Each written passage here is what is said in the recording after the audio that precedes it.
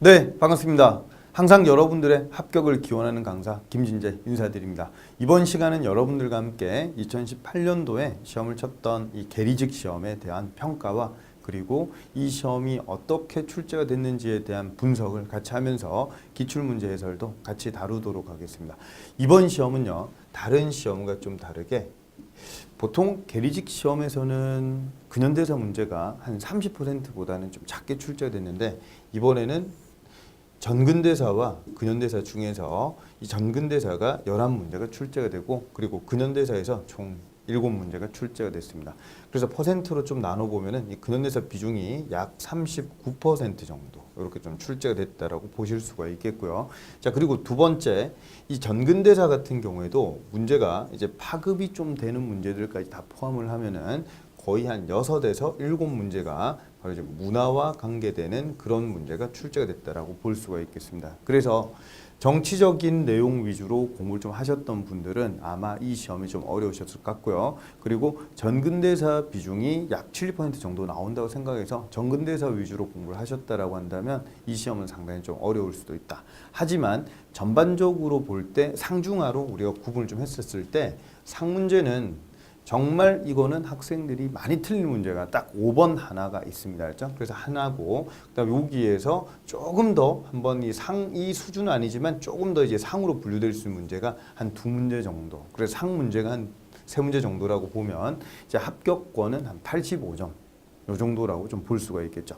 자, 그리고 두 번째, 이 중 문제가 한 6문제 출제됐고요. 그 다음에 하 문제가 총 9문제 이렇게 좀 출제가 돼서 합쳐서 18문제가 구성이 좀 되었다. 그래서 369 이런 식으로 조금 출제됐다라고 볼 수가 있겠습니다. 자, 이거에 대한 우리 분석 작업을 같이 풀이와 함께 병행을 해 나가도록 하겠습니다.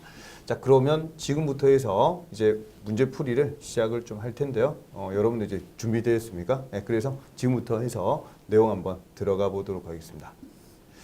자, 먼저 1번부터 해서 풀이를 들어가 보도록 할게요. 자, 다음 사건들이 일어난 순서를 옳게 나열한 거 이렇게 물어봤는데, 자, 먼저 이런 사건들이 만약에 있다라고 한다면 사건에 대한 연도를 조금 외워준다라고 한다면 문제 풀 때 한 10초 정도 시간이 좀 소요가 되겠지만, 이걸 만약에 순서대로 했다라고 한다면 하다가 내가 이거를 잘 모르겠어요. 그럼 막 소설이 머릿속에 막 쓰여질 수가 있다라고 하는 거죠. 그래서 나중에 문제가 좀 길어집니다. 그래서 자주 나오는 빈출 단어는요, 연도를 조금 외워주는 연습을 이제 처음에 1회독 할 때는 그게 힘들겠지만 2회독, 3회독, 4회독 하시면서 그걸 좀 잡아주시면 좀 좋겠습니다. 자, 그럼 예를 들어서 여러분들이 그런 연습이 좀 돼 있는지 한번 보겠습니다. 살수대첩이 몇 년 정도 되던가요? 물론 살수대첩이 612년이고요. 안형싸움이 645년이고 시험 문제 출제되는 거는 살수대첩이 먼저고 안형싸움이 그 다음이다. 이런 거를 분명히 여러분들이 알고 계신다라고 하는 거죠. 하지만 이 황산벌 전투라고 하는 게 계백장군 얘기 나오고 김유신 얘기 나오고 관창 뭐 이런 얘기들 좀 나오는 게 갑자기 문제로 딱 출제되면 낯설다라고 하는 겁니다. 그 황산벌 전투가 일어나서 계백의 5천결사대가 전멸을 당하고 그렇게 해서 백제가 멸망당하는 그 얘기니까 백제 멸망이 그러면 이 안성싸움 뒤라고 하는 거를 남들 아셔야 되겠지만, 한 가지 나당연합이라고 하는 게 만들어지게 되는 게 요게 요 사건이 일어나고 딱 3년 뒤입니다. 그래서 이 당태종이 안시성 싸움에서 깨지고 난 다음에 나름대로 열받아 있는 상황 속에서 나중에 김춘추가 와서 이제 당태종 말기죠. 그때 이제 나당연합이 648년에 체결이 된다. 그래서 나당연합이라고 하는 거를 기억을 같이 좀 해주시면 좋겠고, 그리고 여기서 12년이 딱 지나서 백제가 멸망하게 되죠. 이 사건이 바로 황산벌 전투라고 보시면 되겠습니다. 자, 그럼 이거와 함께 기억을 좀 해야 될 게 바로 이 황산벌 전투가 일어나던 이때, 다른 말로 좀 바꿔주면 요거는 백제가 멸망하는 얘기고, 그럼 백제가 멸망하는 거를 다른 말로 표현을 좀 할 때 사비성 함락 요렇게 얘기를 좀 하게 됩니다. 그래서 사비성이 함락이 될 때 이때 바로 의자왕이 또 잡혀서 바로 뭐 이렇게 되는 게 아니라 웅진으로 또 도망을 가게 되거든요. 그래서 나중에 또 그쪽에서 막 잡혀서 이렇게 나오게 되고 막 그런 얘기인데 다 660년에 있었던 사건이라고 하는 걸 기억해 주시고, 자, 그 다음에 한 가지 더 기억해 드릴 게 여기에 웅진도독부라고 하는 거를 만드는 해도 역시 마찬가지로 660년이다. 이게 백제 멸망 요거니까 같이 정리를 해 주시면 좋겠고요. 자, 그러면 세 가지에 대한 순서를 여러분 좀 잡았다라고 할 때 갑자기 뜬금없이 대가야 멸망이라고 하는 말이 좀 나왔습니다. 그래서 여기서 한 가지 우리가 정리를 좀 해야 되는 게 있는데, 자, 이걸 한번 좀 볼게요. 이 가야라고 하는 나라가 멸망하게 되는 얘기가 크게 두 가지가 나오죠. 하나는 금강가야가 있고 또 하나는 대가야가 있는데, 이 금강가야가 멸망당하는 연도가 532년. 그러니까 요거까지는 여러분들 모른다라고 해도 버풍왕이라고 하는 거는 기억을 꼭 하셔야 되고, 그죠? 자, 그리고 대가야가 멸망당하는 거 여기서 딱 30년 후입니다. 562년이니까 요때는 그러면 진흥왕이다. 그죠? 그래서 요거는 같이 정리를 좀 해두시는 게 제가 볼 땐 좀 좋겠다라고 하는 거죠. 자, 그럼 순서를 한번 좀 잡아볼 때 제일 먼저 와야 되는 것은 그러면 대가야 멸망. 요게 1번이겠죠? 그다음 두 번째 와야 되는 게 살수대첩이라고 보시면 되고, 세 번째가 안성싸움, 그다음 네 번째가 황산벌 전투니까 순서 한번 좀 잡아보면 그렇죠. 답이 바로 이렇게 나오게 되네요. 그죠? 이런 문제는 좀 쉽지만 뭔가 이렇게 순서를 잘 못 잡으면은 좀 어렵게 이제 보기가 구성좀 돼 있는 이런 것들은 좀 난이도가 높다라 볼 수가 있겠죠. 자, 그래서 답을 한번 좀 찾아보면 요건 이제 4번이라고 볼 수가 있겠습니다. 자, 다음 문제로 한번 좀 가보도록 하겠습니다. 자, 이번 문제를 한번 좀 보니까요. 이번 문제에서는 밑줄 친 이 나라, 이 나라는 요런 말이 좀 나와 있는데, 오경박사를 두어서, 자, 그러면 이제 박사라고 하는 시스템이 얘기 나오는 거는 백제다. 그죠? 요거와 함께 이제 공부가 조금 더 되신 분들은 고려할 때 이때 성종이 지방에다가 경학 박사와 의학 박사를 파견했다. 그러면 요거는 백제 또는 고려 둘 중에 하나 뭔가 이렇게 될 것 같아요. 맞죠? 물론 고조선에 보면은 위만이 또 국경 근처를 지키는 박사 자리를 뭐 했다 이런 얘기도 있지만, 거의 이 오경박사 이런 표현이 좀 나왔다. 유교 경전을, 그죠? 잘 외우는. 자, 그런데 보니까 여기 사택지적비라고 하는 게 나왔죠. 자, 우리 기본 내용 얘기할 때 사택지적비는 백제 사람이라고 얘기했고, 사택지적이, 그죠? 그러니까 요거는 도교적인 내용이었다. 의자왕 때 상자평까지 앉았던 사람인데 나중에 물러나고 난 다음에 절을 지으면서 도교적인 내용으로 인생 살아보니까 뭐 없더라, 이런 내용이 좀 적혀 있는 거죠. 그게 바로 사택지적비. 자, 그러면 요거는 백제와 고려 중에서 백제다라고 하는 걸 우리가 좀 잡았다라고 하는 겁니다. 자, 그럼 요게 이제 1단계고요. 자, 두 번째 16등급이라고 하는 말이 좀 나왔으니까, 자, 만약에 문제를 푸는데 10여 관등 요런 말이 나왔어요. 그럼 요거는 고구려 거고, 그 다음에 16관등 얘기 나오면 요거는 백제 거죠. 그 다음에 17관등 요런 말이 좀 나오면 요거는 신라 거다라고 하는 겁니다. 아, 그러면 기억은 맞는 말이 되겠네요. 자, 니은에 귀족들이 모여서 수상인 대대로를 산출했다. 자, 대대로가 나왔어요. 대대로. 그러면 이름 역시 세 가지 한번 보겠습니다. 자, 첫 번째 고구려 같은 경우에는 제일 높은 사람이 대대로였고 귀족회의에서, 그죠? 자, 그 다음 백제 같은 경우에는 상자평인데, 원래 좌평이라고 하는 게 6가지가 있다가 6좌평이 있다가 나중에 이제 전지왕이라고 하는 왕이 있는데 그 왕 때 5세기 초에 가서 상자평이라고 하는 타이틀이 만들어지게 됩니다. 자, 그다음에 고구려 백제 하나 더 하면 이제 신라. 자, 그럼 신라 같은 경우에는 특징이 바로 상대등이라고 하는 이름을 좀 쓰게 됐죠. 자, 그럼 요거만 정리하시면 안 되고 귀족회 이름까지 같이 정리하셔야 되겠죠. 여기는 제가회의였고 여러 힘센 집안이 모였다, 이런 뜻이라고 보시면 되겠습니다. 자, 그다음에 상좌평. 이건요 이제 정삼이라고 하는 돌 밑에서 이제 회의를 했다라고 하는 거죠. 자, 그다음 하나 더 상대등 얘기가 좀 나왔으니까 요거는 화백회의다, 그죠? 화백회의는 정말 잔인한 회의라고 하는 겁니다. 만장일치제죠. 너 뭐 먹을래? 짬뽕, 짬뽕, 짬뽕. 탕수육, 탕수육이 짬뽕 먹을 때까지 회의하는 거예요, 맞죠? 그래서 제일 마지막에 결정이 되면 고노사리 외치면서 이제 회의가 끝난다. 이런 내용이 이제 화백회의라고 하는 건데, 자, 그럼 이런 내용도 이제 여러분들이 꼭 같이 정리를 좀 해두시면 좋겠고, 그럼 요거는 고구려 거니까 확실히 틀렸다라고 볼 수 있겠네요. 자, 디귿에 소경이라고 하는 말이 좀 나왔어요. 그러면 통일 이전에는 충주라든지 지금으로 치면은 이제 강릉 이소경으로 가다가 통일되면서 몇 소경이 되죠? 5소경이 되죠. 그래서 5소경 얘기 나오는데 요 중에서 기억을 같이 좀 해야 될 것, 나중을 위해서 이제 우리 준비를 좀 해야 되니까 소경이라고 하는 이 개념에서요, 여기 우두머리를 뭐라 부르냐? 사대등이라고 얘기를 좀 하게 돼요. 사대등. 그다음 또 하나 더 같은 표현이 사신이라고 하는 이름을 좀 쓰게 되니까 자 문제를 풀 때 난이도 높은 시험에 한 번씩 좀 출제가 되니까 사신, 사대등 요런 표현까지 요거는 상대등이고 요거는 사대등이다 이렇게 정리를 좀 해두시면 좋겠습니다. 자 그렇게 해서 금방 요거는 신라에 대한 그런 내용이구나. 자, 그다음 지방에 22개의 담로를 설치했다라고 하는 거죠. 자, 요것도 한번 같이 이렇게 생각해 봅시다. 자, 제일 처음에 왕으로 우리가 좀 정리를 할 때 이런 왕이 있었어요. 계로왕이라고 하는 왕. 생각나시죠? 계로왕 하고 죽었잖아요. 장수한테 죽었어요. 그럼 계로왕이 죽고 난 다음에 그다음 왕이 문주왕이죠. 자, 문주왕이 수도를 공주, 웅진 쪽으로 이제 옮겼다라고 하는 거죠. 공산성, 요게 이제 수도가 되는데 거기에 있다가 나중에 뭔가 잘해보려고 하다가 이 당시에 귀족이었던 병관 자평이었던 해구한테 또 암살을 당한다 이거죠. 자 그러면 문주왕은 암살. 자 그리고 그 다음에 삼근왕이 어린 나이에 즉위했다가 일찍 과도한 스트레스로 인해서 일찍 죽어요. 그렇죠? 그러면 그 다음 왕으로 나오는 사람이 바로 여러분이 잘 아는 무령왕이라고 하는 왕 앞에 하나 더 동성왕이 있었죠. 이 동성왕이라고 하는 왕도 역시 귀족이었던 백가한테 암살을 당한다라고 하는 겁니다. 그러면 이런 왕들이 요거는 장성한테 죽는 얘기였고, 그죠? 그 다음에 요렇게 암살을 귀족들한테 좀 당하니까 이 귀족들 단돌이 확실해야 되겠다 해가지고 역시 믿을 거는 왕족밖에 없어. 그래서 왕족을 지방에다가 파견해서 귀족들을 감시하고자 22개 담로라고 하는 거를 만들었는데 담로 할 때 리을자하고 무령왕 할 때 리을자하고 같이 기억을 좀 해두시면 좋겠습니다. 이거 말고 22개의 실무관청을 만드는 얘기 22부 이런 말은 성왕에 대한 내용이니까 같이 잘 나눠주시면 되겠습니다. 자 그래서 이 리을이라고 하는 거는 분명히 백제에 대한 내용이니까 답을 좀 찾아준다라고 한다면 요거는 기억과 리을 두 가지니까 답은 그래서 4번이라고 볼 수가 있겠습니다. 그죠? 네, 다음 3번 문제가 되겠습니다. 다음 제도들을 시행한 까닭으로 가장 적절한 거 물어봤는데 자, 이 문제는 이제 공부가 좀 되신 분들은 한 5초 정도 만에 좀 풀 수 있는 그런 문제인데 너무 또 문제가 쉽다 보니까 이거를 과도하게 또 이렇게 이건 아닐 수 있어. 근데 이런 문제를 좀 풀면요. 다음 제도들을 시행한 까닭이잖아요. 그러면 요거의 공통점을 찾아야 돼요.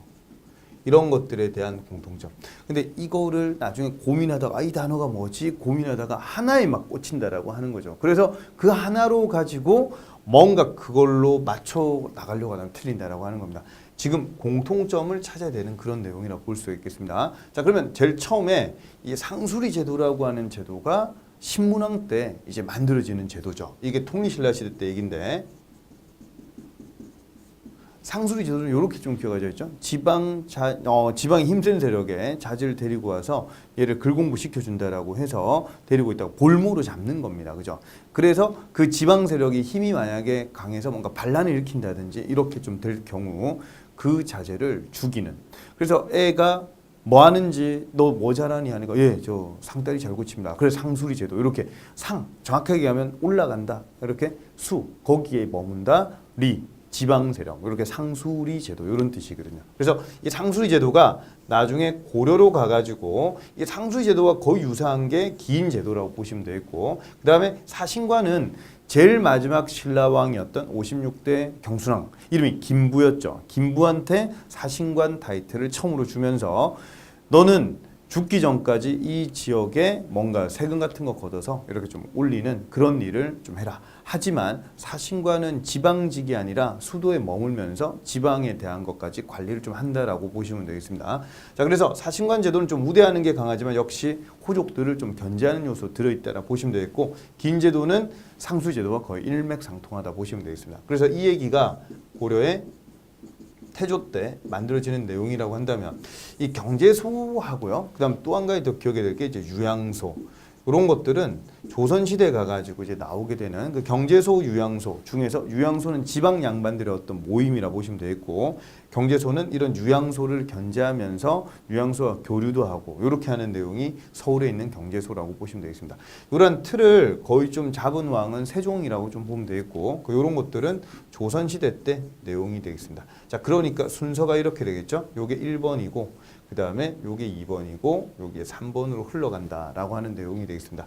자, 그러면 이런 것들의 제일 큰 시행한 까닭으로 가장 올바른 거는 1번을 택한 분들이 의외로 있다라고 하는 겁니다. 지방의 균형 있는 발전을 도모하고자 했다.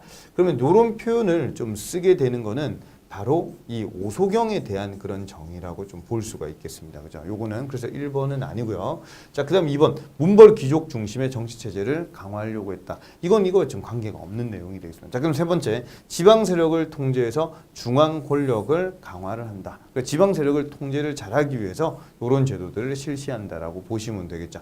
자, 그래서 정답은 요거는 3번이라고 하는 거를 명확하게 좀 잡아주시면 되겠습니다. 그죠?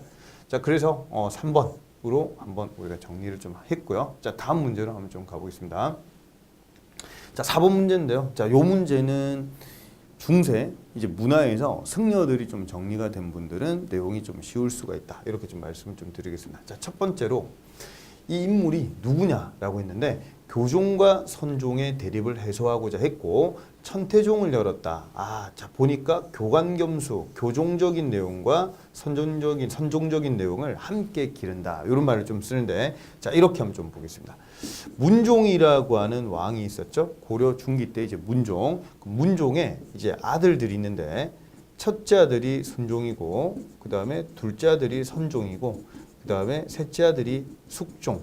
별무반 설치되는 두전도강 화폐 많이 찍고 하는 그런 해동통보나 사만통보 그 다음에 은병 이런 것들 만들어지는 이 숙종 그리고 그 숙종 밑에 동생이 바로 의천이라고 하는 겁니다. 그럼 의천은 자기 형 그 다음에 자기 형의 아들이었던 헌종 조카죠.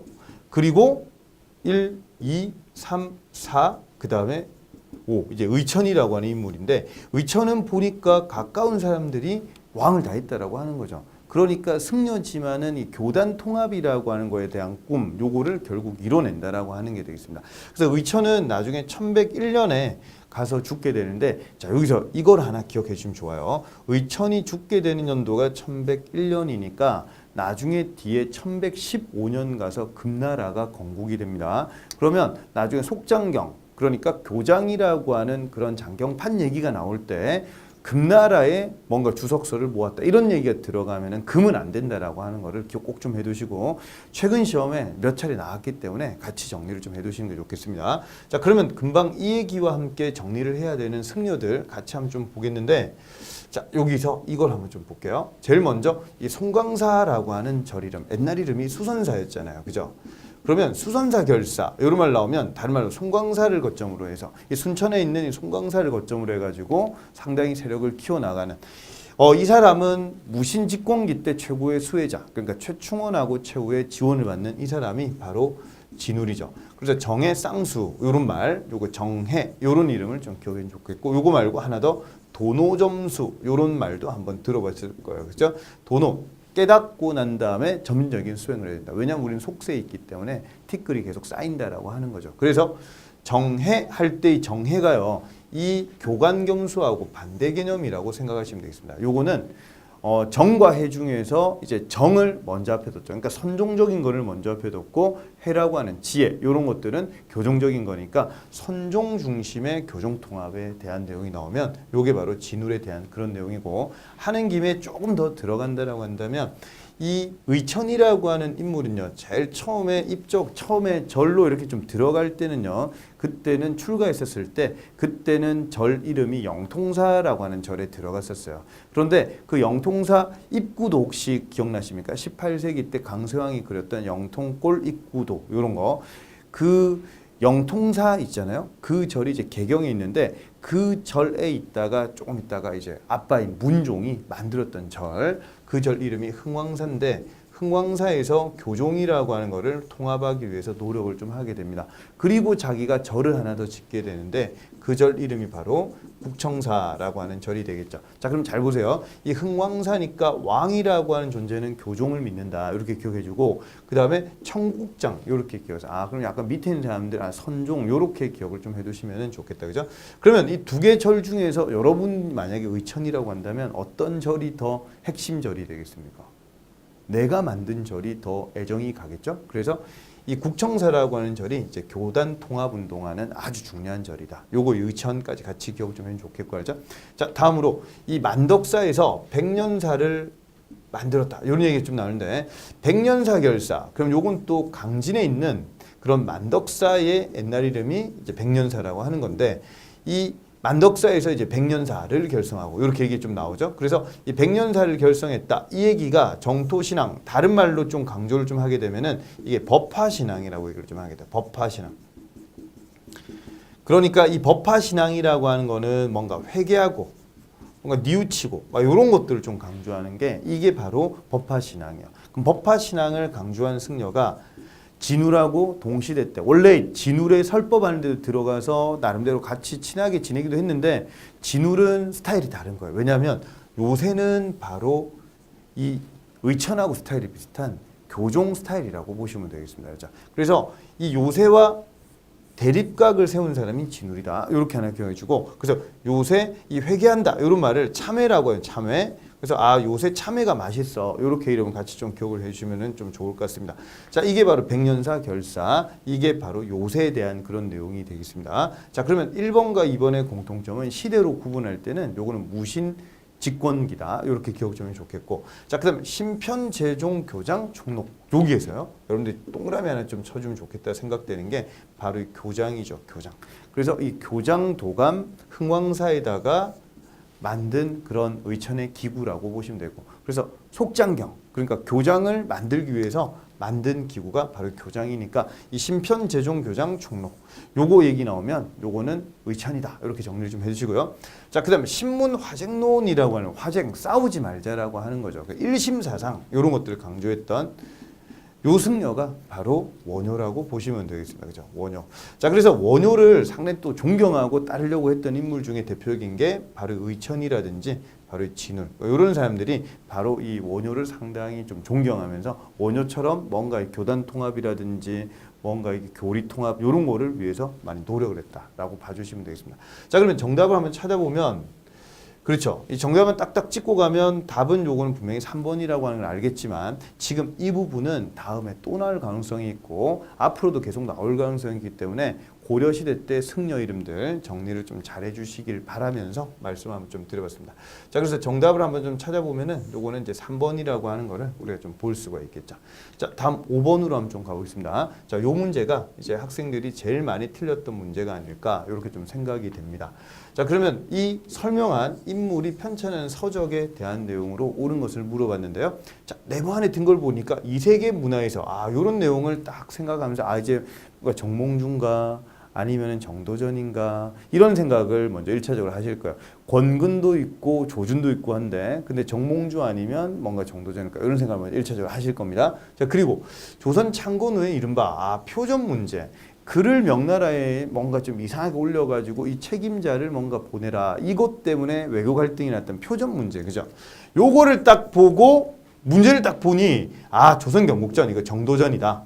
정답은 2번 요렇게 해서 틀린다라고 하는 겁니다. 그럼 여기에서 이제 문제 풀이할 때나 이게 설명을 조금 들었던 내용을 최대한 조합을 해서 이제 여러분들 정리를 좀 하셔야 되겠습니다. 자, 이 표전 문제가 상당히 두각을 나타내니 정도전이라고 하는 이 인물이 나중에 이 진법이라고 하는 이 병법서를 만들어 가지고 군사 훈련을 막 하고 이렇게 하죠. 자, 그러다가 1398년 가가지고 나중에 이 정도전이라고 하는 인물은 1차 왕자의 난 때 제거를 당한다라고 하는 겁니다. 자, 그리고 난 다음에 1403년 가가지고요, 이 권근이라고 하는 이 인물이 쓰게 되는 책, 그게 바로 동국사략이라고 하는 건데, 권근은요 이 표전 문제를 수습을 하러 직접 갔습니다. 그래서 표전 문제를 수습을 하기 위해서 명나라로 갔는데 이때 황제가 말하는 거에 답을 하면서 시를 썼죠. 그게 바로 응제시였고, 요거를 자기 손자였던 권람이 나중에 세조 때 가서 쓰게 되는 게 응제시주. 그래서 이 응제시주 내용은 요건요, 응제시주 요건 어디서 배우느냐고 하면 단군의 건국 이야기 얘기할 때, 그때 응제시주 얘기할 때 이제 권근의 손자 권남 이런 얘기가 싹 스쳐 지나갔는데 요거를 그때 조금 이해를 하셨다라고 한다면 요거는 이 동국사략이 보이어야 되는다. 여기에서 중요한 게 또 하나 뭐냐면 동국사략이라고 하는 이 이름이 크게 두 개가 있다라고 하는 겁니다. 하나는 15세기 때 권근이 썼던 동국사략이 있고요. 그래서 이 동국사략을 다른 말로 권근이 쓴 거를 삼국사략이라고도 얘기를 좀 하게 되는데 이거 말고 하나 더 16세기 가가지고 박상이라고 하는 인물이 썼던 이 동국사략도 있다라고 하는 게 되겠습니다. 자, 그러면 두 개 중에서 지금 1번은 이거를 지금 얘기하는 거예요. 지금 요거 권근의 동국사략. 그래서 정답은 요게 1번이라고 하는 게 되겠습니다. 그렇죠? 자, 그래서 이 동국사략 요거는 태종 때 쓰여졌던 15세기의 대표적인 그런 역사서가 되겠습니다. 그러니까 답은 1번이고요. 자, 그다음에 조선 경국전이라고 하는 거는 이제 조선 건국하고 난 다음에 정도전이 태조 때 썼던 글이 되겠습니다.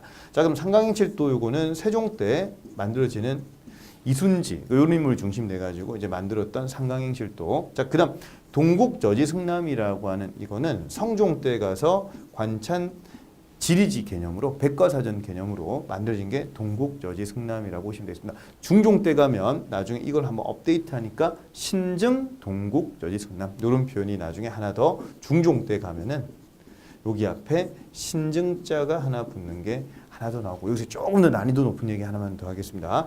여기서 신증 동국여지승남 뒤에 나중에 영조 때가 되면은 여지도서라고 하는 지리지가 나와요. 요게 이제 이어진다. 그래서 동국여지승남, 그다음에 신증, 동국여지승남, 여지도서 요까지 기억하시면 좀 좋겠다라고 하는 게 되겠습니다.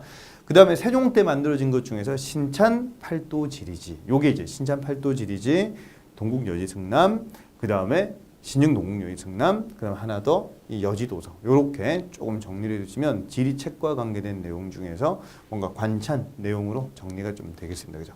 자, 정답은 그래서 요거는 답으로 좀 치면 요건 1번이라고 좀 볼 수 있겠고요. 요 문제가 제일 학생들이 많이 틀렸던, 그리고 실제로 공부를 좀 많이 했던, 그리고 7급이나 9급이나 경찰 학생들한테 이 문제를 내밀어 봐도 정답률이 상당히 많이 떨어지는 그런 문제라고 볼 수 있습니다. 이런 문제를 맞추기 위해서는 제가 볼 때는 아예 몰라서 틀리기보다는 문제를 대충 읽고 넘어가기 때문에 틀리는 경향이 좀 있지 않나 이런 생각이 좀 들어서 문제 풀 때 너무 이렇게 빠른 시간 내에 풀려고 하는 연습하다 보면 정확도가 좀 떨어진다라고 하는 거죠. 이런 것도 좀 준비를 해 나가야 되겠습니다. 자, 다음 문제로 계속 한번 좀 보겠습니다. 자, 이 다음 문제로 이제 우리가 봐야 되는 게 바로 6번 문제가 되겠는데요. 6번에 자, 다음 경제정책을 시대순으로 옳게 나열한 거. 자, 요 문제는요. 분명히 앞으로 나올 가능성이 있다라고 하는 거. 보통 시험 문제를 좀 출제할 때는 영정법이나 대동법이나 균역법에 대한 전반적인 이해를 돕는 그런 문제가 좀 출제되는데 순서가 이렇게 좀 나왔다라고 할 때 왕을 잡고 있었다라고 한다면 이 문제는 상당히 하문제가 되겠지만 왕을 못 잡으면 이 문제는 상당히 어려웠다라고 하는 겁니다. 자, 그래서 한번 정리를 해보도록 하겠습니다. 이 문제. 자, 여러분 이제 알고 계시면 대답을 한번 좀 해주세요. 신해통공이라고 하는 거는 요건 어느 왕 때 있었습니까? 그죠? 정조 때 있었죠. 정조 때 한마디로 이거였죠. 난전을 금지시키는 권리. 요거를 금난전권. 요거를 철폐하는데 어디만 존치시켰다라고 했죠? 그렇죠. 시전은 없애고 유기전만. 맞죠? 유기전은 요거를 가지는데 금난전권. 난전이 아무 데나 장사하는 거니까. 그죠? 요거를 금지시키는 권리를 없앴는데 유기전은 요거는 가지고 있는. 나머지는 다 없애게 되는. 그 얘기가 바로 1791년 이 신해통공이죠. 자, 그럼 여기서 같이 정리해야 될 게 있는데 이해 신해 박해라고 해가지고 윤지충하고 권상년이라고 하는 인물이 나중에 사형당하는, 신주를 불태우고 제사를 안 하죠. 그러니까 천주교 박해 중에서 이제 처음으로 이제 우리가 좀 배우게 됐던 내용 중에 하나가 바로 신해 박해. 그래서 윤지충이 벌레 같은 새끼 이렇게 하면서 죽였다라고 이름을 좀 외우자라고 했는데, 자, 그 내용이 바로 같은 애였다라고 기억을 해두시면 되겠습니다. 자, 두 번째로 갑니다. 자, 두 번째 내용으로 한번 좀 보면은 공납제를 대동법으로. 대동법. 요거는 광해군 원년이죠. 그래서 광해군이 선조가 떡 먹다가 체해가지고 죽는다 그 얘기했죠. 그래서 1608년에 경기도를 거점으로 해서 이제 선해법이라고 하려고 했는데 이제 이름은 대동법으로 가고 관청 이름이 선해청이라고 하는 관청 이름이 나온다라고 하는 거죠. 요거를 기억 좀 해두면 좋겠고요. 자, 그 다음에 영정법을 시행했다. 요게 이제 시행되는 타이밍은 1635년입니다. 병자호란 한 1년 전이라고 보시면 되고 1결당 사두를 딱 걷는 그런 내용이죠. 자, 그 다음에 요거는 이제 인조라고 기억하시면 돼요. 요거는 광해군이 되겠고요. 요거는 광해군. 자, 그 다음 균역법이라고 하는 제도가 1750년에 이제 만들어지게 되는데 요게 바로 영조 때 얘기라고 보시면 되겠죠. 자, 그럼 잘 보세요. 균역법을 실시하게 되면은 군포 두 필 걷는 거를 한 필로 줄이죠. 그렇게 되면서 군역에 문제가 생기지 않을까 생각을 해서 바로 그 다음 해인 1751년에 이 수도를 방어하게 되는 나름대로의 수성유능이라고 하는 거를 발표를 하게 된다.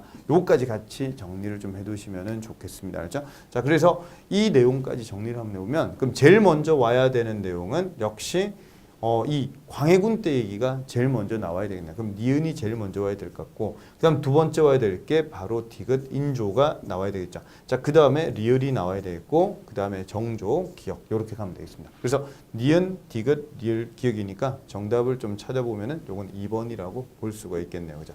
자, 요 문제는 상당히 좀 왕이 안 잡혀져 있었으면 어려울 수 있는 그런 문제였다. 제가 이렇게 좀 강조를 좀 드리겠습니다. 정답은 요거는 그래서 2번이라고 보겠습니다. 자, 다음 문제로 한번 가보겠습니다. 자, 7번 문제인데요.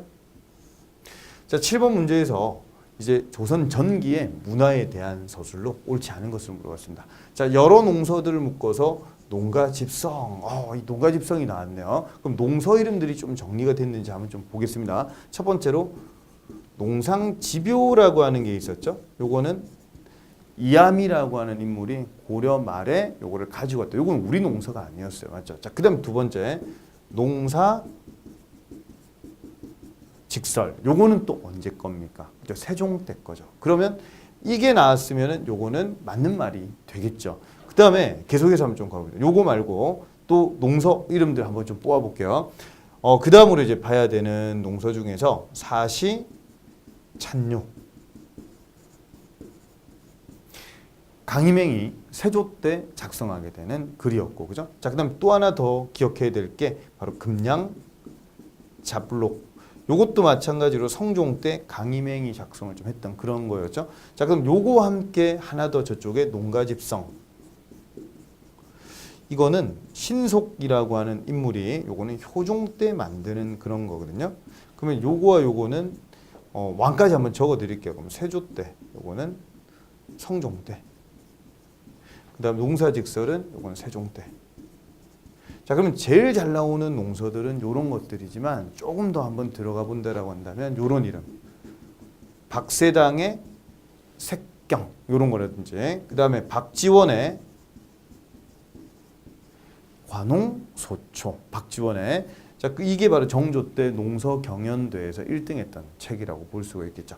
자, 그 다음에 이거 말고 또 배웠던 것 중에서 산림경제. 홍만선의 산림경제. 자, 그 다음에 또 기억해야 되는 것 중에서 해동농서. 서우수의 해동농서. 자, 그 다음에 서우수의 아들 서유구, 서유구의 임원 경제지. 그러니까 이러한 농서들이 제일 시험에 많이 나오는 농서들이라고 볼 수가 있겠습니다. 자, 그래서 1번은 농가집성을 편찬했다. 요거는 효종 때 내용이니까 효종은 조선 후기라고 볼 수가 있겠죠. 그래서 1번은 안 되겠고요. 자, 2번 한양을 기준으로 천체운동을 치밀하게 개선한 칠정산. 그럼 또 칠정산은 시험 빈집도 매우 높죠. 요거는 세종 때인데 만들어질 때요. 이게 내 편은 무엇을 참조했느냐 이런 얘기가 좀 나온다라고 하는 거죠. 내 편은 외편과 다르게 참조하는 게 외편은 아라비아의 회회력이라고 하는 거를 참조했다. 이건 아라비아 거. 그 다음에 내 편 같은 경우에는 원나라의 수시력이라고 하는 거를 참조했다. 이런 얘기가 좀 나온다라고 하는 거죠. 원의 수시력, 그 다음에 아라비아의 회회력 이 두 가지가 시험에 좀 나올 가능성이 있으니까 같이 요거를 참조해서 칠정산이 만들어진다. 자, 됐고요. 우리나라 최초의 한양을 기점으로 해서 만들어졌던 달력, 역법서라고 봐주시면 되겠습니다. 자, 찬상열차 분야 지도라고 하는 거는 요건 하늘의 별자리를 이제 나타낸 거죠. 그러면 이 찬상열차 분야 지도를 만들 때는 태조 때라고 봐주시면 되겠습니다. 자, 다음으로요. 이 향약 집성방이라고 하는 거하고 향약 구급방하고는 정말 많이 얘기를 했죠. 향약 구급방은 고려시대 때, 고려 고종 때 이제 몽골하고 싸우면서 사람들 많이 죽거나 다치니까 만들어진 거라고 한다면 그게 지금 현존하는 제일 오래된 의학서적이죠. 그게 바로 향약 구급방이고 요건 이름이 향약 집성방이라고 하는 표현을 썼습니다. 그럼 향약 집성방이라고 하는 거는 요것도 하나 좀 봐야 될 게 있는데 자, 향약 집성방 다음에 만들어지게 되는 의학 백과사전이 있었죠. 그게 바로 의방 유취라고 하는 게 있었고요. 요거는 집현전 학자들이 만들. 지금 우리는 세종 때 만들어진 그 세종 때 만들었던 의학 서적을 얘기를 하는 겁니다. 자, 그러면 향약 집성방 나오기 앞에 전에 향약 채취 원령이라고 하는 게 있었어요. 그러니까 향약 채취 원령은 이제 월에 따라서 약초 어떤 거를 채취하면 좋을까 이런 것들을 유효통이라고 하는 인물이 요거를 작성했고 그러니까 그걸 바탕으로 해서 향약 집성방이 만들어지는 거고 그리고 난 다음에 의방유치 백과사전이 만들어진다라고 하는 게 되겠죠. 요거는 다 세종 때 얘기니까 세 가지를 같이 정리를 해두시면 좋겠습니다. 향약 구급방하고 헷갈리지 마시고 알죠? 자, 다음으로 답을 그래서 한번 좀 찾아보면은 요거는 조선 전기의 내용이 아닌 것을 찾는 거니까 답은 1번이고 1번하고 4번은 세종 때 얘기가 되어 있고 3번 같은 경우는 태조 때 내용이라고 보면 되겠습니다. 자, 그래서 답을 한번 좀 찾아보면 1번이 되겠죠? 자, 다음 문제로 한번 좀 가보겠습니다. 자, 8번 문제가 되겠는데요. 자, 이 문제를 여러분들이 좀 풀어낼 때요. 이게 언제 일어났던 순서인지만 알면 되는 거거든요. 저희 동북구성 얘기가 좀 나왔고요. 그다음 여진족의 침입을 대비했다. 이런 얘기. 자, 그 다음에 쌍성총관부를 공격했다. 이런 말이 좀 나와 있고요. 그 다음에 사군육진 설치했다. 이 말과 함께 강동육주를 설치했다. 자, 보니까 세 개는 고려고 하나는 조선이죠. 그러면 조선은 확실하게 제일 뒤에 얘기 뭔지 알겠죠. 세종이 즉위할 때가 1419년입니다. 그 해에 스시마섬 공격하러 가는 게 그게 바로 이종무의 스시마섬 생각납니까? 그게 바로 기해동정 이런 거였죠. 그러면 세종은 1419년부터 왕을 하게 되니까 이런 내용들은 이제 거의 10년여 정도 막 싸워서 최윤덕의 사군이라든지 김종서의 육진 요게 나올 때가 거의 1430년대 요때 정도에 거의 완성이 좀 된다라고 보시면 되겠습니다. 자, 그러면 이 얘기는 분명히 15세기 내용이라고 하는 거를 우리가 알고 있다라고 한다면 자, 요거 한번 보세요. 여진이 나왔고요. 그 다음에 이거는 원, 그러니까 몽골하고 관계되는 그런 내용이었고 그 다음에 이 강동육주 설치하게 되는 거는 요거는 거란과 관계되는 내용이죠. 그러면 이거를 꼭 정리하셔야 된다라고 하는 겁니다. 10에서 11세기 쳐들어왔던 애는 거란인데 거란은 한 글자로 줄이면은 요라고 했고 12세기에 쳐들어왔던 애들이 여진인데 한 글자로 줄이면은 금이었고 13세기 때 쳐들어왔던 애가 바로 몽골인데 나중에 이름이 원이 된다라고 하는 거고 14세기에 쳐들어왔던 애들이 바로 홍건적하고 그 다음에 왜구 요런 애들이죠. 자, 여기서 절대 놓치면 안 되는 게 하나가 있는데 홍건적이 쳐들어올 때가요. 크게 이게 1359년, 61년 두 차례 걸쳐서 쳐들어왔는데 요때는 공민왕 때다. 요거를 하나 기억을 좀 해두시면 좋겠습니다. 그렇죠? 공민왕 때 홍건적이 쳐들어왔다. 그래서 2차 침입 때는 나중에 개경에서 안동까지 피난을 간다. 요거까지 같이 기억 좀 좋겠고요. 자, 그럼 왜구가 많이 출몰할 때는 충자 들어가는 왕 시절부터 해서 공민왕 때, 우왕 때 엄청나게 또 많이 출몰했죠. 그러니까 이런 세력들을 격퇴하고자 나오는 세력이 신흥, 무인이라고 기억을 좀 해두시면 좋겠다. 그죠?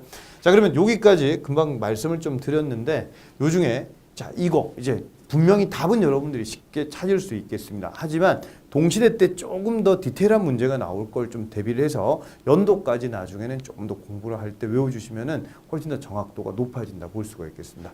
자, 이 동북구성 축조가 이제 1107년에 1104년에 만들어졌던 게 별무반이었고 3년 후인 이 예종 때 가서 동북구성을 쌓았다. 돌려달라고 해서 1년여 만에 반환을 한다라고 하는 거죠. 그리고 1115년 가서 나중에 금이 건국이 된다라고 하는 내용이 되겠습니다. 자, 그럼 요거는 몇 세기 얘기입니까? 12세기 내용이라고 기억해 주시면 좋겠고요. 자, 다음으로 이 쌍성총관부라고 하는 게 만들어질 때는요.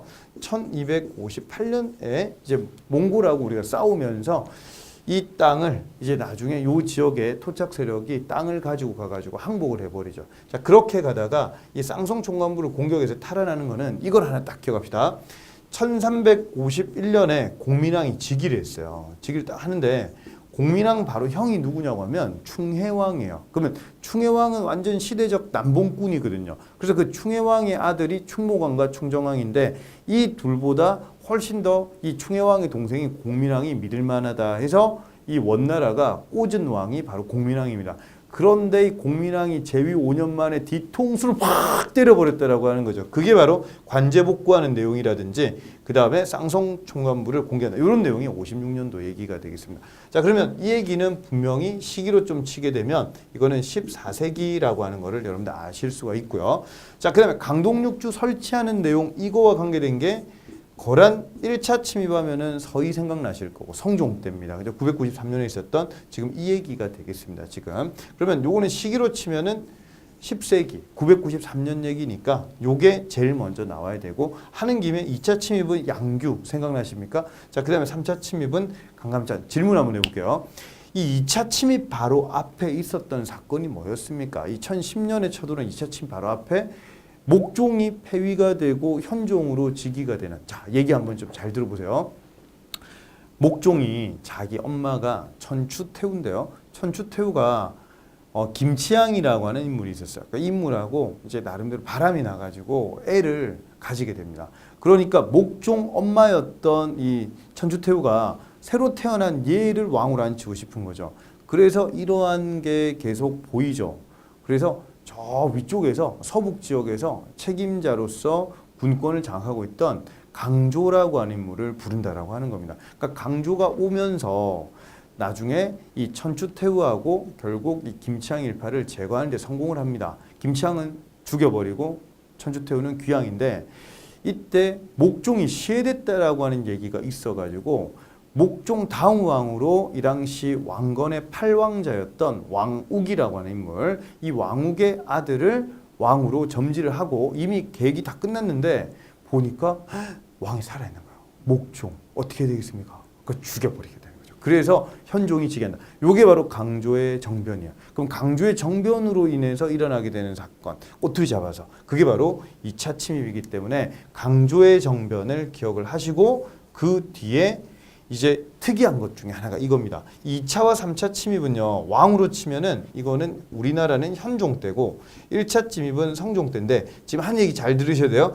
2차 침입 쳐들어올 때가 바로 요 나라의 성종이 직접 쳐들어온 거예요. 다시 요 나라의 성종이 직접 쳐들어온 거예요. 그러니까 이 왕이 공격한 게 아니고요. 요 나라의 성종이 직접 군대를 이끌고 쳐들어왔다. 이게 바로 2차 침입 얘기니까 같이 이런 것들도 좀 알아두시면 좋겠습니다. 자, 그래서 답을 한번 좀 찾아보면 요거는 제일 먼저 와야 되는 내용은 바로 리을이 되겠죠. 자, 리을 다음에 와야 되는 거. 그럼 요거는 기억이 돼 있고 그 다음에 와야 되는 게 니은, 그 다음에 디귿. 이런 식으로 가야 되니까 리을, 기억, 니은, 디귿. 그래서 답을 찾아보면은 이거는 3번이라고 볼 수가 있겠습니다. 자, 문제가 어렵지는 않았는데 금방 제가 말씀드린 것까지 조금 한 번 더 다뤄주시면은 좀 더 다음에 어려운 문제가 나오고 이러면 잘 풀어주실 수가 있을 것 같습니다. 자, 9번 문제로 갑니다. 자, 9번 문제는요, 은근히 또 많이 틀렸습니다. 이 문제도 그렇죠. 자, 경제 문제로 한 문제가 출제가 좀 됐는데, 앞에 있는 것 중에 하나, 우리 대동법이라든지 아까 영정법, 그 다음에 균역법, 그 다음에 또 시내통공 이런 거 나온 것처럼 경제 문제가 또 한 문제 더 나와서 이렇게 경제가 정리가 안 돼 있으면 어려웠다라고 하는 겁니다. 자, 조선 후기의 사회에 대한 설명으로 이제 옳지 않은 것을 물어봤는데 광산 경영할 때 광산 CEO가 누구였습니까? 덕대였죠. 덕대. 자, 그리고 제가 묻는 답을 한번 좀 해주시면 좋겠습니다. 덕대 요거와 함께 광산에 뭔가 운영을 할 때 국가에다가 세금 내는 게 있었죠. 효종 때 냈던 거. 설점수세. 설점수세. 그런 거 내고 광산 운영한다. 이런 건데 나중에 가서 18세기 가면 몰래 채굴하는 걸 뭐라 불렀죠? 몰래 얌체 아니고 뭐라고요? 잠체. 맞죠? 이런 것들. 그래서 광산시효가 바로 이 덕대라고 하는 거니까 이름을 기억을 좀 잘해 주시면 좋겠습니다. 덕대. 이런 단어 좀 기억이 좋겠고. 요거와 같이 기억해야 될 거 뭔가 대상인을 뭐라 불렀죠? 대상인을 도고라고 불렀죠. 도고, 덕대 이런 이름은 잘 나오기 때문에 이름을 기억하는 김에 또 한 번 더 해볼게요. 요걸 대답 한번 좀 해보시면 좋겠습니다.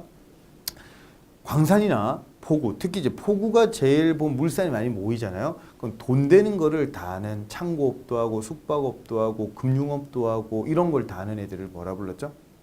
객주, 그 다음에 좀 더 그렇지 여각 이런 거죠. 객주는 지금 말로 하면은 사장님 이런 뜻이고 여각은 회장님 이런 느낌이라고 보면 되겠습니다. 그렇죠? 자, 그런 상인들까지 조선 후기에 나오는 얘기 1번은 맞는 말이고요. 자, 이번에 상민수를 늘리기 위해서 정부가 공노비를 해방했다. 이 얘기가 바로 순조 때 1801년에 있었던 공노비 해방이라고 보시면 되겠죠. 자, 요거는 맞는 말입니다. 자, 또 하나 더는 이 상민수를 늘리기 위해서 정부가 노비 시스템을 좀 바꾼 게 있었죠. 예를 들면 태종 때 가가지고 나오는 노비 종부법이라든지 그 다음에 현종 때 나왔지만 영조 때 법제화가 되는 노비 종모법 이런 것들이 있었죠. 노비의 숫자를 줄이기 위한 거라고 생각하시면 되겠습니다. 특히 대표적인 예로 조선 후기가니까 남자 중에서 좀 워크아웃한 그런 천민들 있잖아요. 이런 세력하고 평민 여자하고 결혼이 좀 늘어나니까 애가 일천즉천이 돼서 노비가 되면은 국가에 세금 안 내겠죠. 이런 걸 좀 막고자 나오게 되는 게 그게 바로 노비 종목법 이런 게 영조 때 법제화가 된다. 기억을 같이 좀 해주시면 좋을 것 같습니다. 자, 3번에 경시서 나왔으니까 분명히 요거는 정리를 해두셔야 되겠습니다. 그죠? 동시전 생각나십니까? 요거는 지증왕 때 만들어졌던 상행위 감독기구였고 그 다음에 고려 문종 때 가가지고 이제 만들어졌던 게 그게 바로 경시서였죠. 이게 나중에 조선 와가지고 조선 세조 때 이름이 평시서가 되잖아요. 이게 상행위 감독기구 이름 나올 만한 거 세 가지라고 보시면 되겠습니다. 자, 그래서 지증왕하고 그 다음에 문종, 고려 문종입니다. 요거는 조선 세조니까 같이 세 가지 기억하면 좋겠는데 지금 보니 경시서를 두어 이런 말이 조선 후기 아니죠. 그럼 평시서 이렇게 좀 봐야 되겠다. 그죠? 자, 그다음 동전을 재산 축적에 이용하기 위해서 뭔가 만들었지만 이 동전을 재산 축적에 이용을 좀 하게 되면서 이게 짱박기를 하죠. 그렇게 되면서 화폐가 통용되는 게 작아져서 화폐 가치가 올라갈 때 풀려고 하는 이런 전황 문제가 발생한다. 조선 후기 때 나타나는 형태라고 보면 되겠습니다. 자, 그래서 답 찾아주면은 요거는 3번이라고 볼 수가 있겠네요. 그죠? 자, 다음 문제로 한번 좀 가봅시다. 자, 요 문제는 바로 실학자들 이름들 정리가 좀 돼 있는가? 이런 문제라고 볼 수 있겠습니다. 자, 요 문제에 나와 있는 사료는요, 너무 평이한 수준이죠. 요거는 박제가의 북학의라고 하는 거죠. 자, 그럼 박제가라고 하는 인물의 스승이 바로 박지원이죠. 그럼 박지원이 이 사람이 청나라 갔다 오는 거 보고 나도 갈래 해가지고 갔다 와서 쓴 게 열하일기였잖아요. 그러면 1번에 나오는 이 사람이 바로 홍대용에 대한 내용이 되겠습니다. 홍대용. 홍대용은 레드 빅 드래곤, 용이잖아. 용은 입에 뭐 물어야 돼요? 여의주를 물어야 되죠. 근데 사람이죠. 그래서 임의주를 물었다. 이렇게 이름을 딱. 임의주. 알았죠? 임하경륜, 그 다음에 의산문답, 그 다음에 주의수용. 자, 요 중에 이 주의수용이라고 하는 책은 요거는 수학책입니다. 수학책이고요. 그 다음에 임하경륜은 토지와 관계된 내용이라고 생각하시면 되는데 균전론 이런 것들. 이 의산문답이라고 하는 거 있죠. 요게 바로 공상과학 소설입니다. 그러니까 여기 보면 무한우주론이라든지 지전설 이런 내용이 좀 나와 있다라고 하는 거죠. 자, 근데 여기서 놓치면 안 되는 거 최초로 지전설을 주장했던 인물은 김석문이라고 하는 인물이기 때문에 이것도 시험에 나올 수 있어서 한번 말씀 좀 드렸습니다.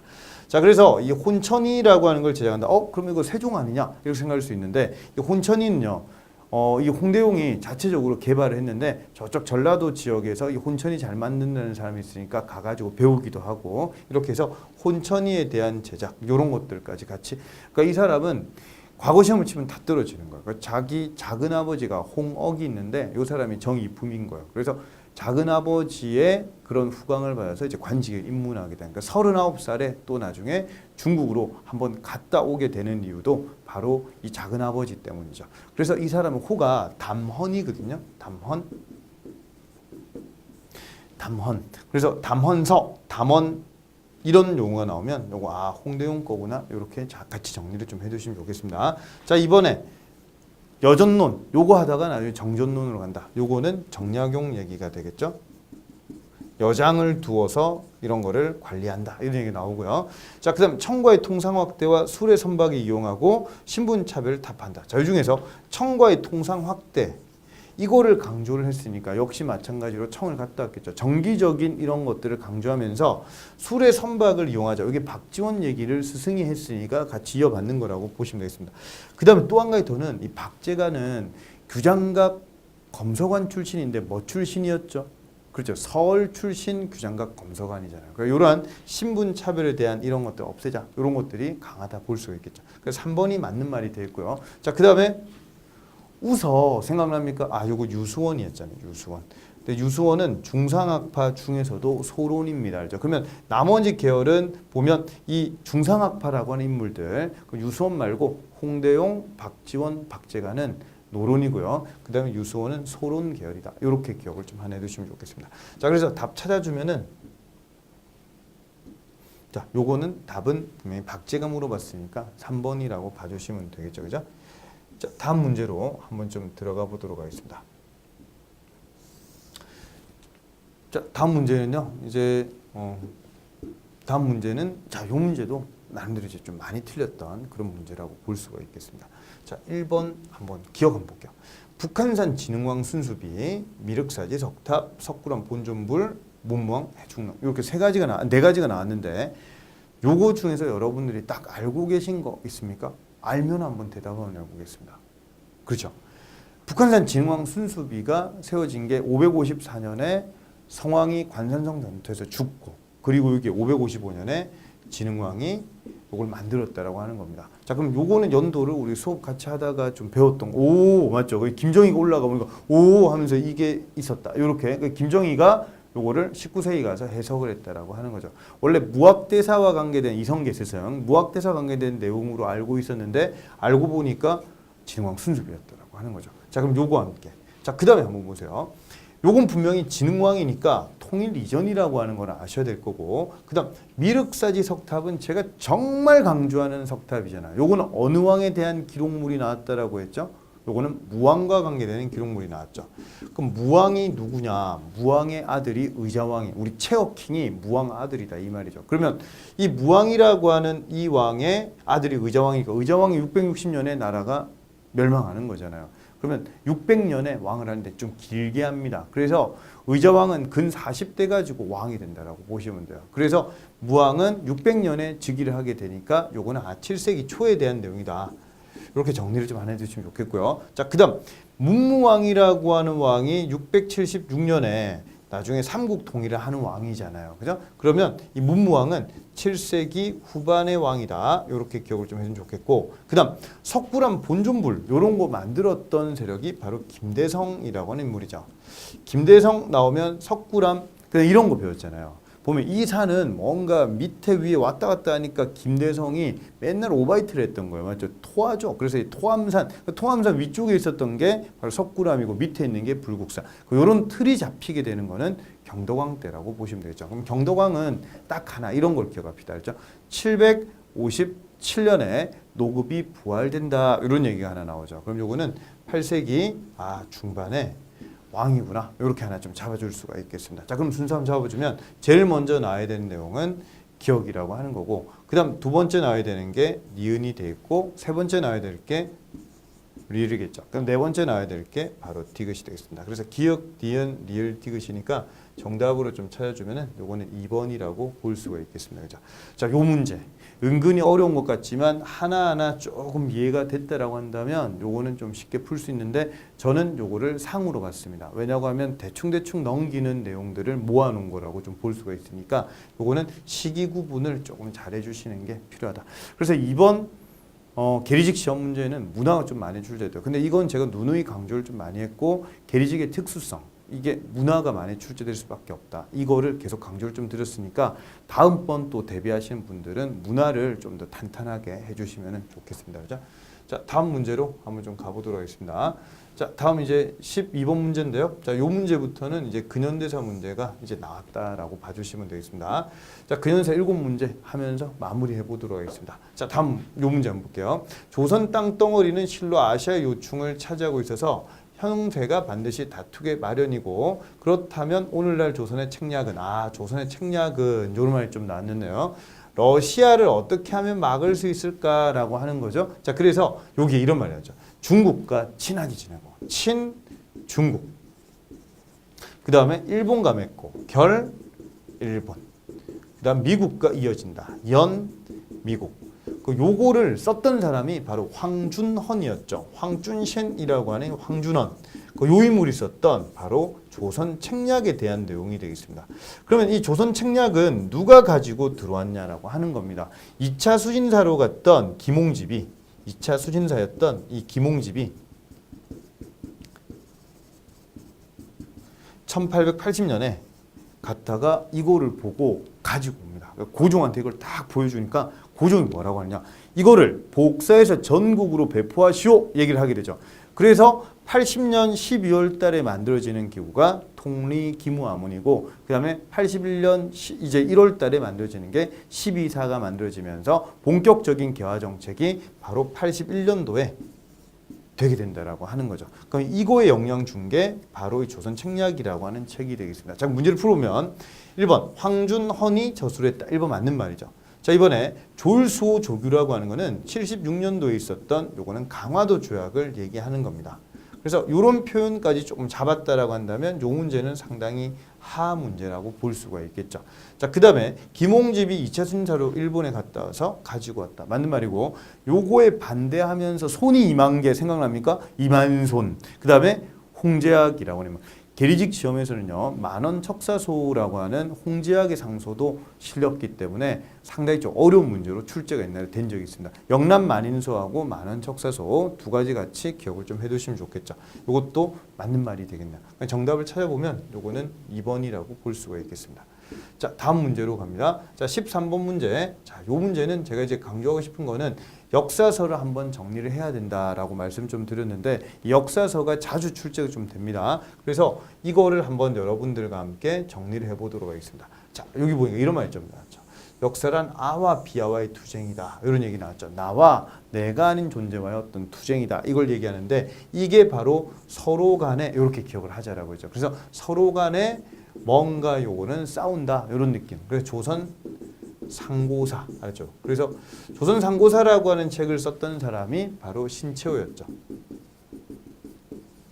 자, 그래서 문제를 보니까 조선 상고 문화사 나와 있는데 이게 바로 조선 상고사 문화 파트라고 보시면 되겠습니다. 그래서 요거는 신채호 얘기가 맞고요. 자, 두 번째 존사 연구초. 이 책은요. 묘청이 뭔가 하려고 하는 걸 김부식이 초칠했다. 김부식이 초칠했다. 이렇게 기억을 하자라고 했죠. 요것도 마찬가지로 신치호가 난가사상이 묘청한테는 있다. 이렇게 극찬하면서 나온 책이 존사연구초가 되겠습니다. 정답은 기억과 디귿인데요. 여기서 좀 더 들어야 될 게 한국 독립운동 지혈사. 그래서 우리 이름 어떻게 외웠죠? 혈통 이렇게 외웠잖아요. 그죠? 박은식의 책 이름 혈통. 그러니까 한국통사라든지 그 다음에 한국 독립운동 지혈사 이렇게 혈통 이렇게 이름 좀 기억해 주시면 좋겠고 하나 더 기억한다라고 한다면 유교 구신론 하나 더 또 기억한다라고 한다면 박은식은 대한민국 임시정부의 몇 대 대통령이었죠? 2대 대통령이었다. 요거 잡아주시고 그 다음 박은식은 우리 민족한테는 혼이 있다. 그러니까 국혼 그죠? 그래서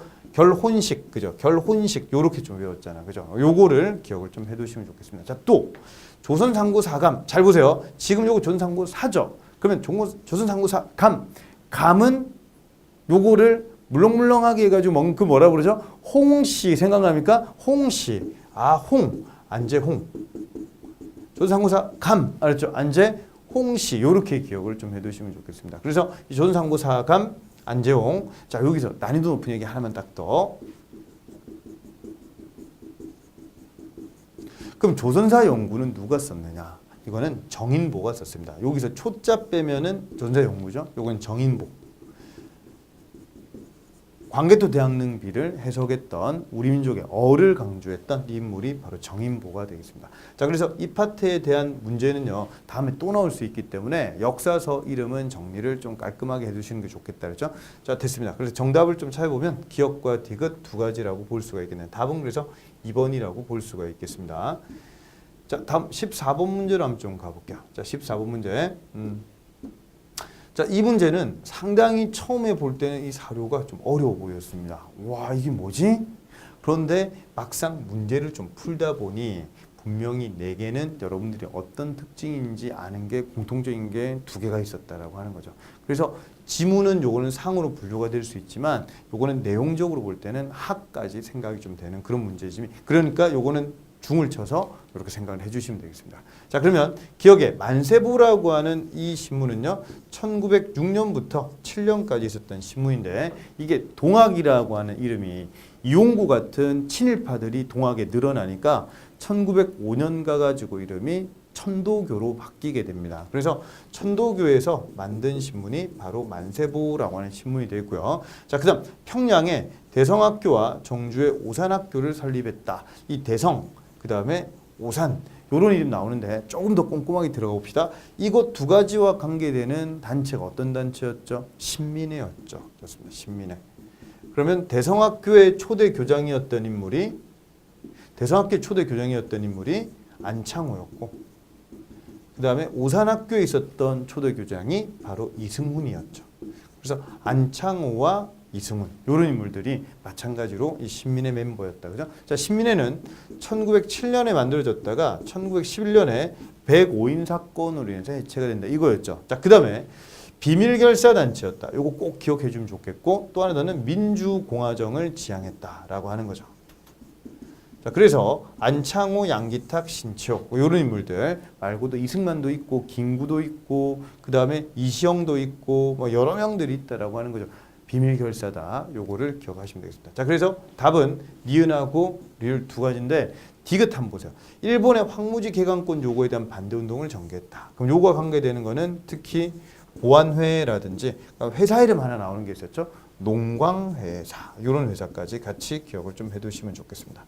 자, 그래서 답 찾아주면은 니은과 리을이라고 하는 건데 그리고 다시 이거 내용을 한번 딱 보세요. 다시 자 보니까 여기에 어떤 인민의 정신은 어떤 각성한다 얘기가 좀 나와 있는데 인민의 지식을 개발하게 하고 인재를 양성한다. 뭔가 실업장을 설립하고 실업계 모금을 한다. 그래서 교육이라든지 그다음에 산업 이런 것들을 강조하면서 새로운 뭔가 국민 개념으로 간다. 이게 바로 신민회에 대한 내용이 되겠습니다.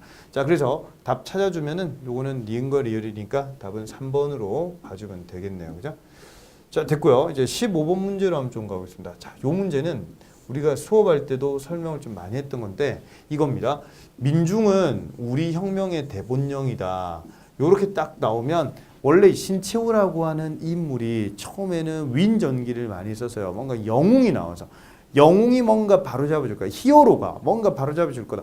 그런데 영웅이 안 나오죠. 그래서 이제 스타일을 바꾸게 됩니다. 민중혁명으로 받게 된다라고 하는 거죠.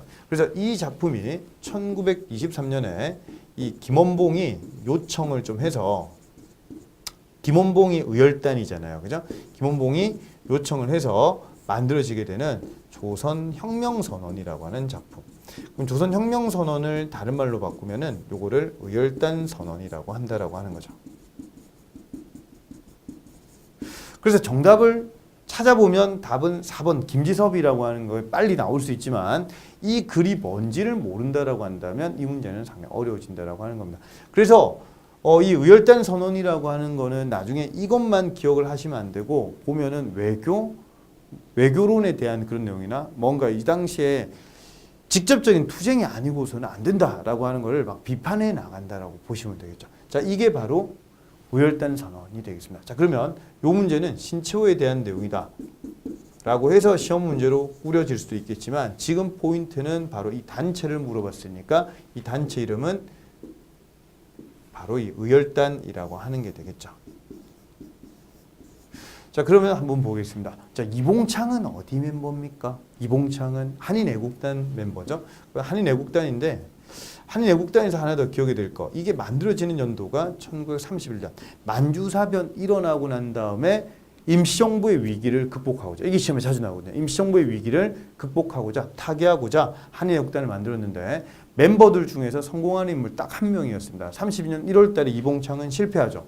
그리고 4월 29일 날 훈코 공원에서 나름대로 시라가와를 플랜트 펄슨, 그 식물 인간 말이죠. 그 인물이 바로 윤봉길 의사라고 하는 겁니다. 윤봉길 의사. 근데 중요한 건요. 윤봉길 의사의 의거가요. 세 가지의 큰 변화를 가지고 오게 됩니다. 김구가 이제 내가 이 단체를 만들 리더다라는 걸 밝히게 되죠. 왜냐고 하면 많은 사람들을 체포하고 투옥하고 고문하니까요. 그래서 임시정부가 이동하게 되는 계기가 된다라고 하는 거고요. 자, 두 번째, 1931년 만주사변 이전에 나름대로 중국인하고 한국인하고 사이가 안 좋아지는 사건이 하나가 있었습니다.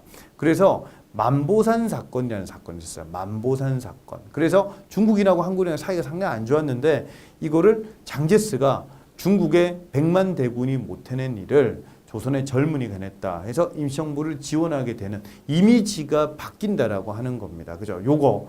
그래서 이 두 가지와 함께 나중에 가면요. 한 가지 더 한국광복군이 1940년에 만들어지게 되죠. 그래서 국민당, 중국 국민당 정부와 같이 이동을 나중에 또 임시정부와 같이 이동을 좀 하게 되는 그런 내용이라고 보시면 되겠습니다. 그래서 이 윤봉길이라고 하는 인물은 상당히 큰 인물이라고 좀 보시면 되겠고, 그 이봉창, 윤봉길 이런 사람들이 바로 이 한인애국단 멤버들인데 그럼 이거 활동은 몇 년이냐 얘기하면 32년도 얘기다. 정리 좀 해두시면 좋겠습니다. 자, 우리 도마 안중근, 이 토마스, 이 안중근이라고 하는 인물은 의거 활동을 했던 게 1909년이었죠. 10월 26일 날 이토 히로부미를 사살했다라고 하는 겁니다. 하얼빈에서. 이 대한의군 참모중장 안중근 선생, 그죠? 그래서 1909년도에 있었던 사건이고, 자, 강우규. 여러분들 서울역에 가시면 신청사 건물이 있고 구청사 건물이 있는데 구청사 건물에 보면 동상이 하나가 있습니다. 1919년에 사이토 총독이 부임해가지고 올 때 거기다 폭탄을 던졌는데 결국 실패하게 됩니다. 대한노인단 소속의 강우규 선생 이렇게 기억해 주시고, 자, 그러면 김지섭은요, 이 의열단 안에서도 이제 1924년에 자, 만약에 시험 문제를 푸는데 이 사료가 나올 수 있습니다. 도쿄라고 하는 곳, 여기에서 뭔가 폭탄 던지는 이런 얘기가 좀 나온다라고 한다면 크게 3명이 나올 수가 있는데 그 중에 뭐 박열이라고 하는 인물은 보통 시험에 잘 안 나오니까 이 김지섭하고 그 다음에 이봉창 이 2명인데요. 둘의 차이점을 이해를 하셔야 돼요. 이 김지섭이라고 하는 인물은요.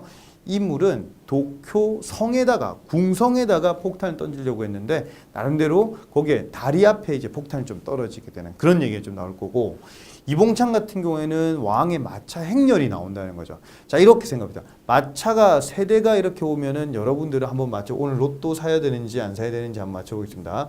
여기 있는데 마차 행렬이 이렇게 있을 때 1번, 2번, 3번 중에서 여러분들은 폭탄을 어디다 던지겠습니까? 1번요? 2번, 3번. 자, 그럼 이봉창은 몇 번에 던졌을까? 여러분 생각이라고 한다면 2번에 폭탄을 던져야 되겠죠, 맞죠?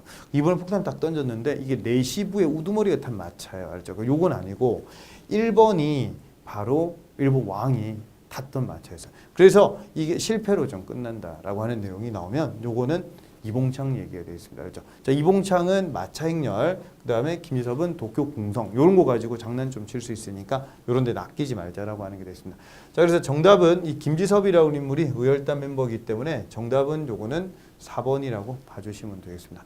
이 사건 뒤에 나오는 게 바로 나석주, 동양적식 주식회사. 그다음에 20년에 있었던 사건 중에서 박재혁, 그 다음에 최수봉, 그 다음에 김익상, 조선 총독부에 폭탄 던졌던 김익상, 그 다음에 김상옥, 조선 총독부에 폭탄, 그 종로경찰서에 폭탄 던졌던 김상옥, 이런 인물까지 다 정리를 좀 한번 해주시는 게 필요하겠습니다. 자, 16번으로 한번 가볼게요. 자, 어느덧 이제 거의 뒷부분으로 좀 가고 있는데요. 마무리가 잘 되고 계시는지 모르겠네요. 자, 보겠습니다. 다음 강령을 발표한 단체는 누구냐라고 물어봤는데 이 세 가지. 정치 경제적 각성을 촉구한다. 단결을 공고히 한다. 기회주의를 일체 부인한다. 요게 바로 1927년에 2월 달에 만들어졌던 신간출고목. 그러니까 오래된 나무에서 고목에서 이제 새로운 가지가 난다. 이런 내용으로 만들어진 게 바로 신간회라고 하는 게 되겠죠. 그러면 1927년에 만들어진 이 단체인데 이거 되게 중요한 게 뭐냐고 하면 1927년에 신간회가 나오기 전에 26년도에 있었던 사건이 60만세운동이었고 그 다음에 1929년에 나왔던 이 사건이 바로 광주학생 항일운동이라고 하는 거죠.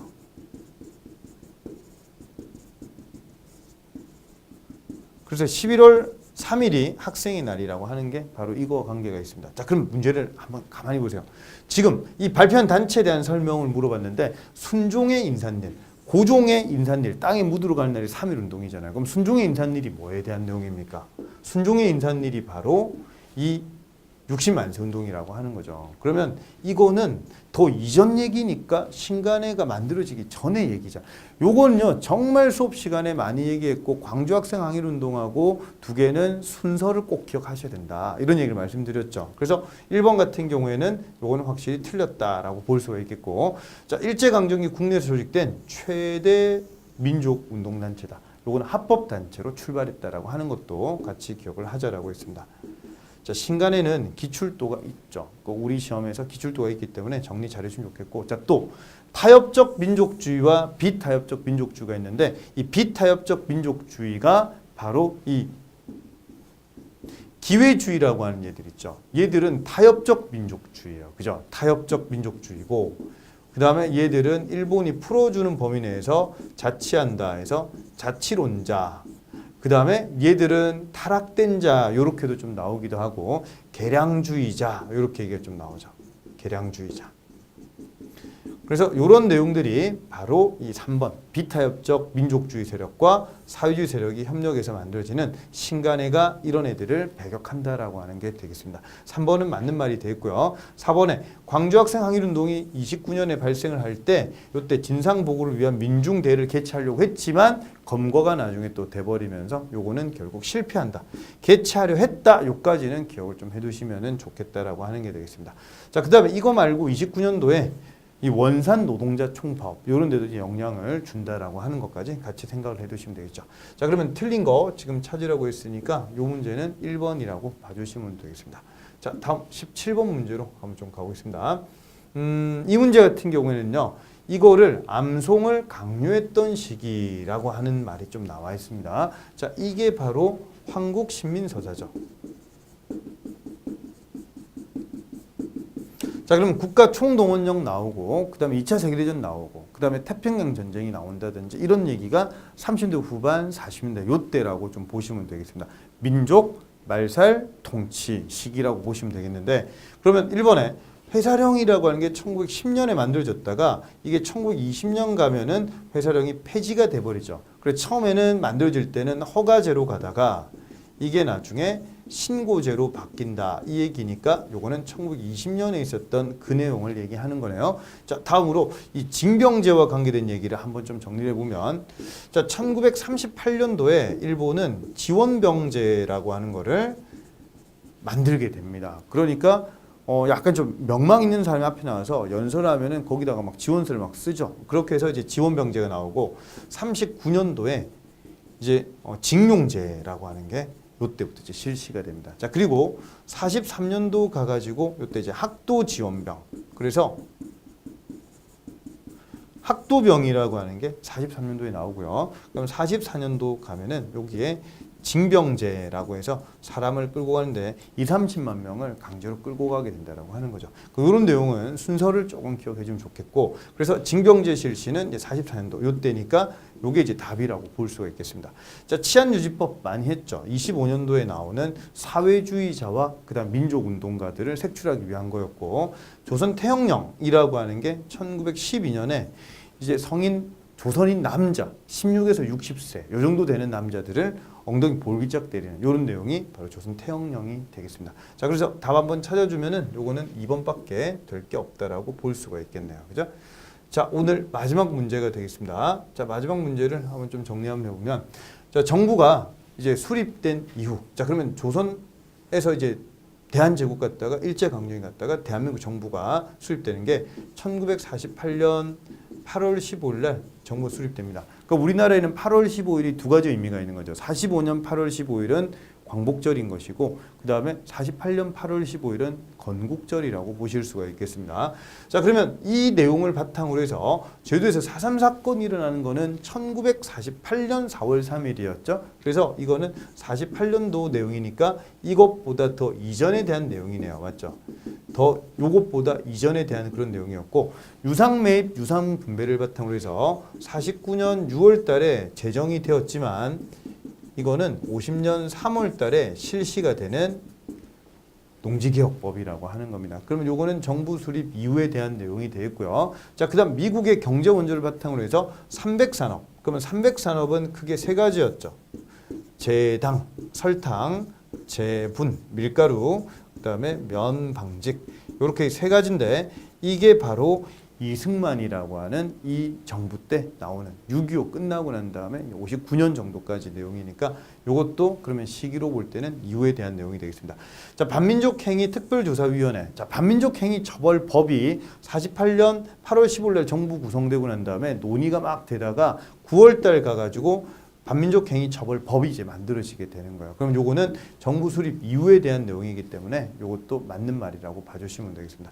자, 그래서 틀린 거를 좀 찾아보면은 요거는 분명히 1번밖에 될 게 없다라고 볼 수가 있겠네요. 자, 여기까지 해서 우리가 이제 문제풀이를 다 한번 해봤는데 아마 이러셨을 겁니다. 지금 다 한번 처음부터 끝까지 다 들었던 분들 같은 경우에는 아, 내가 지금 정치 위주로 좀 공부를 좀 했는데 문화가 좀 많이 나왔네. 아, 근현대사는 조금 약간 내가 신경 안 썼는데 근현대사가 좀 많이 나왔네. 이런 것들이 조금 느껴질 거고요. 그렇게 돼서 여러분들이 이제 약 거의 40% 가까이 근현대사 출제됐기 때문에 골고루 준비를 좀 잘 해주시는 게 필요할 것 같습니다. 자, 시험 대비 계속 잘 해주시길 바라고요. 여러분들의 합격을 기원합니다. 네, 끝까지 들어주셔서 감사합니다. 네, 행복하십시오.